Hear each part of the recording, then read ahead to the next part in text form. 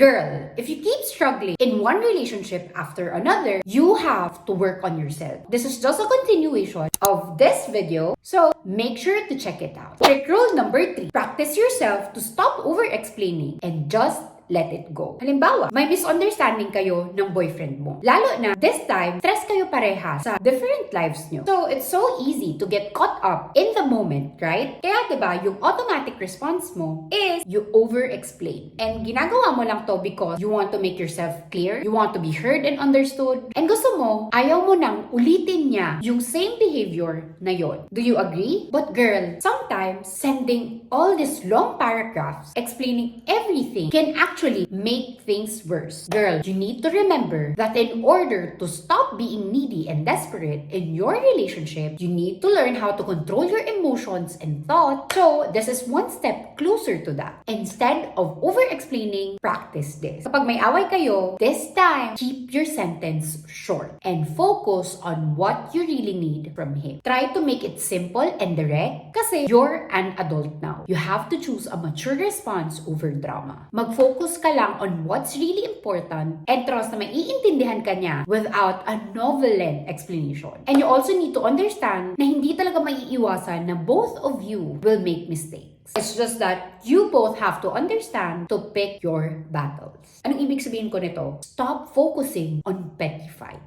Hindi na kayo bata. Another example would be, this time, you're in the middle of a heated conversation. Imagine this ha, parehas kayong galit na galit. And things are getting out of control. And in this moment, you'll get tempted to explain yourself over and over again. Over-explaining. So, instead of explaining to him or going into too much detail, telling him repeatedly all these things that you don't like him to do, things that he should do, you keep on clarifying every small detail. Because again, you just want to make yourself clear. Instead of doing all these things, girl, you have to practice this. Catch yourself during this time and then stop talking for a moment. Tell him, let's take a break and mag-usap tayo kapag parehas na tayo kalmado. Tell this to him without getting angry. Then just leave the room and gather your thoughts for a moment. Again, remember, you're an adult now. And as an adult, as a mature woman, you handle disagreements with maturity. Now, when both of you are calm and both of you wants to talk about it na, don't dwell on the details of the fight. Get to the point and try to summarize how you feel and what you really need in 2 lines. As in, i-challenge mo ang sarili mo na i-summarize lahat in 2 lines. Tell it to him firmly, state your needs and boundaries clearly, kasi in this way, you can create a more open and respectful communication with him. Again, here are the things that you should remember when you're tempted to over-explain. Number 1, just stop being too bothered. You have to focus on what really matters the most. Number 2, over-explaining is a sign that you are needy and desperate. Kasi diba, hinihingi mo yung validation niya, na matanggap ka niya. This is a sign that you don't want to lose him. So, stop it this time. Number 3, don't expect perfection. Most of the time, lagi natin itong nakakalimutan na we expect all these things from our partner pero hindi natin napapansin na tayo nagkakamali rin. So, focus on moving forward and finding solutions together. And last, again, maturity over drama. That's how your partner will respect you more. Stop your nagging. Stop talking too much. Stop over-explaining yourself.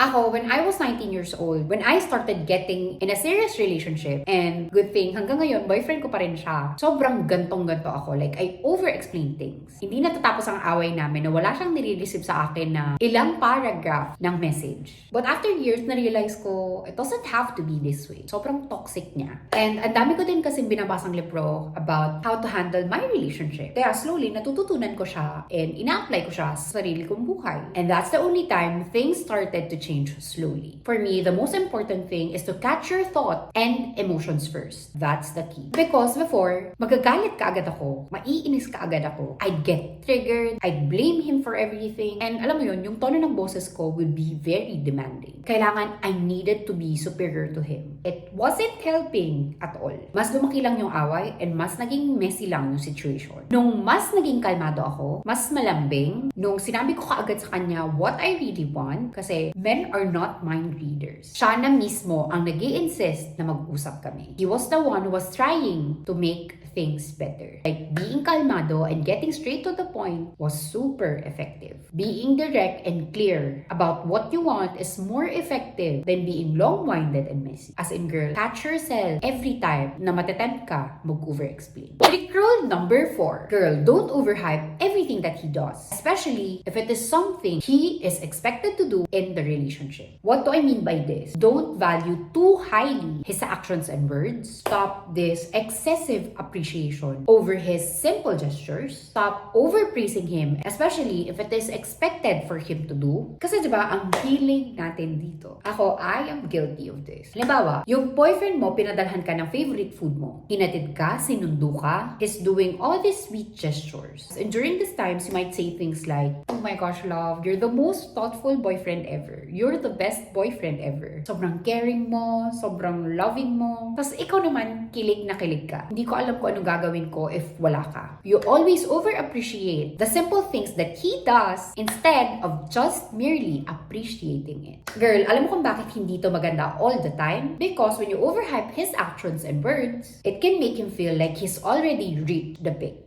He might think, okay, ako na pala ang pinaka-the best. So, why bother going the extra mile? Hindi ko na pala kailangan magbigay pa ng effort. Kasi, masayang-masaya na siya sa mga bagay na to. Girl, when you constantly overpraise him, even for the things that are part of the caring relationship, it can make him feel like naabot niya na yung pinaka-peak ng caring boyfriend. You get what I mean? Overpraising him can make him feel like nagawa niya na lahat. Kasi nakikita niya, okay na okay ka na. He might also become complacent. Diba? Do you get it? So, catch yourself when you're tempted to overpraise him. Kapag nangyari to ulit, what you need to do during this time is to just genuinely thank him. That's it. Huwag ka masyadong mag-overreact. Huwag ka masyadong kiligin. Just say things like, thank you for always bringing me food, love. Na-appreciate ko siya. And that's it. Another example is, halimbawa, it's a Saturday morning and your boyfriend has spent the entire morning just lounging around, watching TV, playing video games. Tapos, finally, after around 4 p.m., he gets up and announces that he's going to work on a project he's been putting off for months. Diba? During this time, you might be tempted to overpraise him and say something like, wow, love, you're so productive. Sobrang impressed ako kasi you're finally getting some work done. Or, grabe, you're such a hard worker. I'm so lucky to have you. Or maybe, imagine your boyfriend is trying to learn something. And nakikita mo, he's making a good progress. And syempre, you're really proud of him. So this time, you might say things like, grabe love, you're so talented. You're already amazing. Girl, while these are meant to be encouraging, they might actually make him feel like he's already achieved everything he can.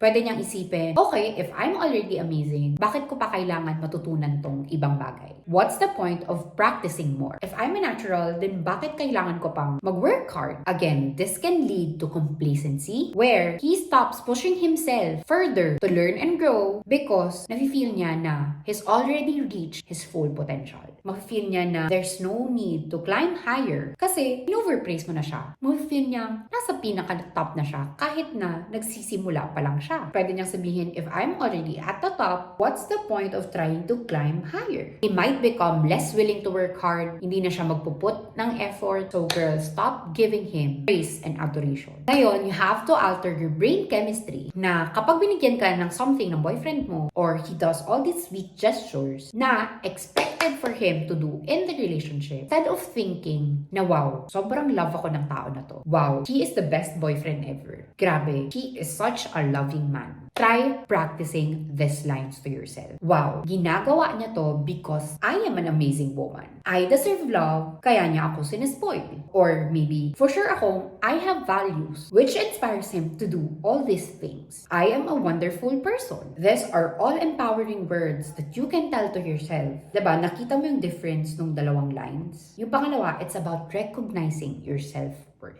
So I hope you enjoy the second episode. Please put these strict rules into practice and don't just think about them. Use them in your daily life. Bye!